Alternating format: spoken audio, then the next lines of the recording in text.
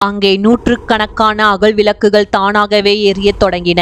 அந்த ஒளியில் அவன் கண்ட காட்சி அவன் குலையை நடுங்க செய்தது. அங்கே வரிசையாக பல எலும்புக்கூடுகள் அமர வைக்கப்பட்டிருந்தன. ஒவ்வொன்றின் கழுத்திலும் ஒரு மல்லிகைப்பூ மாலை கோர்க்கப்பட்டு போட்டிருந்தது. அவை அனைத்தும் அவனது முன்னோர்கள் பலி கொடுக்கப்பட்ட வாரிசுகள்.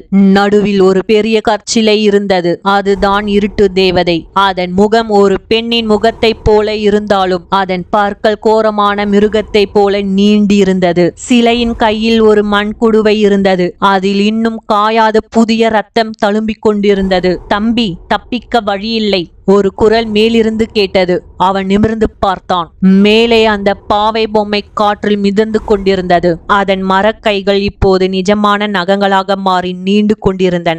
இந்த மாளிகை ஒரு கட்டிடம் இல்லடா, இது ஒரு பசி கொண்ட மிருகம். உன் ரத்தம் பட்டாதான் இந்த தேவதை அமைதியாகும். அந்த பொம்மை விகாரமாக சிரித்தது. தியாகராஜனுக்கு பைத்தியம் பிடிப்பது போல் இருந்தது. திடீரென்று அந்த இருட்டு தேவதை சிலையின் கண்கள் இமைத்தன. கல் சிலையில் இருந்து மெல்லிய சலங்கை சத்தம் எழும்பியது. சிலை மெல்ல மெல்ல உயிர் பெற்றது. பீடத்தில் இருந்து இறங்கி அவனை நோக்கி நகர்ந்தது. அதன் ஒவ்வொரு அடியும் மாளிகையை அதிர செய்தது. வேண்டாம், என்னை விட்டு விடுங்கள், நான் எதுவும் செய்யல